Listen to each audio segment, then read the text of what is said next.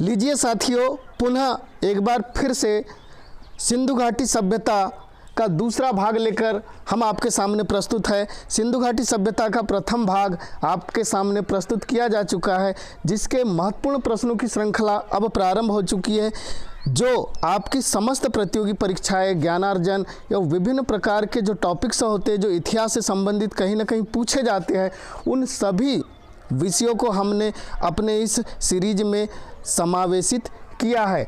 तो चलिए आज देखते हैं सिंधु घाटी सभ्यता के जो प्रमुख स्थल थे, क्योंकि सिंधु घाटी सभ्यता जहाँ पर निर्मित हुई वह नदियों की सभ्यता थी। तो जो सिंधु घाटी के प्रसिद्ध नगर थे वो किन किन नदियों के किनारे बसे हुए थे, इन पर विशेष रूप से प्रश्न प्रतियोगी परीक्षाओं में आते हैं और ज़्यादातर इन सब चीज़ों को पूछा जाता है। तो हम यहाँ पर देखते हैं कि जो प्रसिद्ध केंद्र था रोपड़, सिंधु घाटी सभ्यता का जो बहुत ही प्रसिद्ध स्थल था रोपड़, यह सतलज नदी के किनारे स्थित था। यह सवाल परीक्षाओं में कई बार पूछा जाता है कि सतलज के किनारे वाला सिंधु घाटी सभ्यता का प्रमुख स्थल कौन सा था।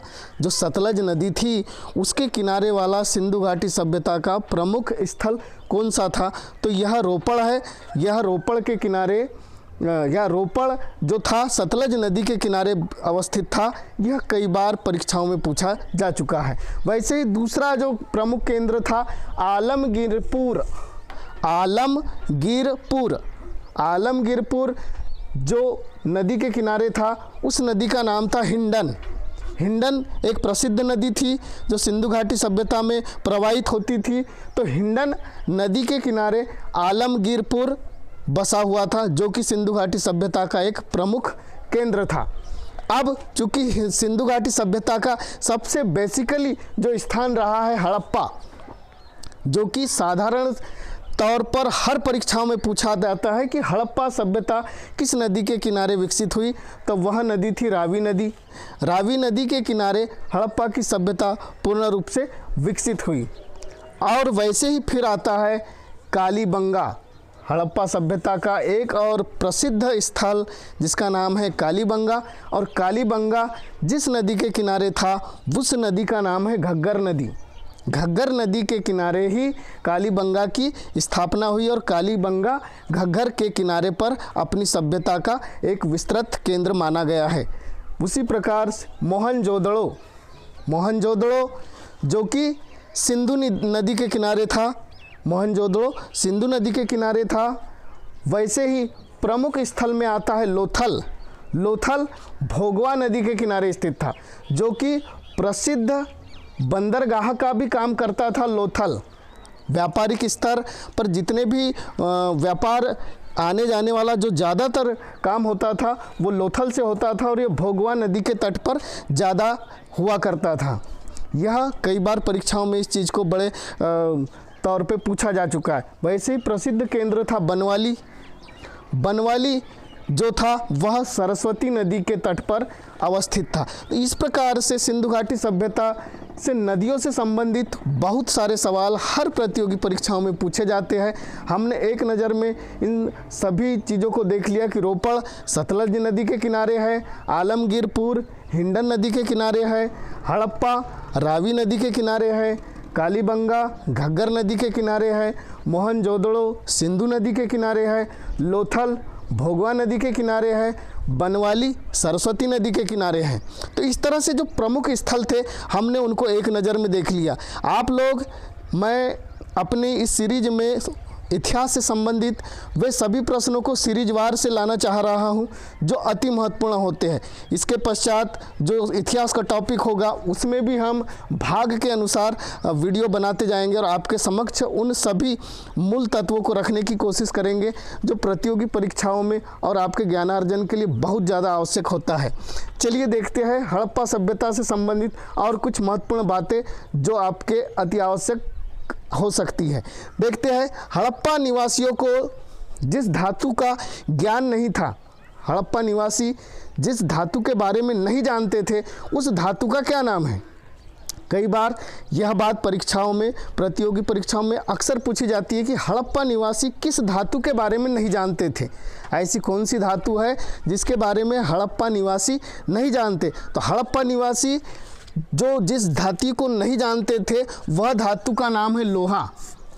लोहे की धातु को हड़प्पा निवासी नहीं जानते थे, लोहे से अनभिज्ञ थे, लोहा उनके लिए बिल्कुल ही अपरिचित धातु थी। यह चीज़ कई बार परीक्षाओं में पूछी जाती है, तो आपको ये हमेशा याद रखना है कि लोहा एक ऐसी धातु थी जिससे सिंधु घाटी के सभ्यता के लोग अनभिज्ञ थे। चलिए दूसरी अतिरिक्त बात देखते हैं कि सिंधु घाटी सभ्यता में चावल का प्रथम साक्ष्य, जो चावल है मुख्य भोज्य पदार्थ था सिंधु घाटी सभ्यता का, उसका प्रथम साक्ष्य सिंधु घाटी सभ्यता की जब खुदाई प्रारंभ हुई, जब सिंधु घाटी सभ्यता में लोगों ने उत्खनन कार्य चालू किया, इतिहासविदों ने, तो जो चावल के साक्ष्य प्राप्त हुए थे, तो चावल का साक्ष्य सबसे पहले किस जगह पर प्राप्त हुआ? तो चावल का जो सबसे पहले साक्ष्य प्राप्त हुआ यह लोथल में प्राप्त हुआ। बहुत ही इम्पॉर्टेंट बात यहाँ पर हम आपको बताने जा रहे हैं कि जो चावल का जो साक्ष्य है वो सबसे पहले लोथल में सिंधु घाटी सभ्यता में प्राप्त हुआ। इस बात को बिल्कुल आप गाढ़ बांध कर रख ली। ये कई बार प्रतियोगी परीक्षाओं में इस चीज़ को बहुत ही सूक्ष्मता से पूछा जाता है, चाहे वो घुमा फिरा कर पूछा जाए, चाहे डायरेक्टली पूछा जाए कि ऐसे कौन सा मतलब भोज्य पदार्थ था जिसका प्रथम साक्ष्य लोथल में मिला था, तो वह चावल है।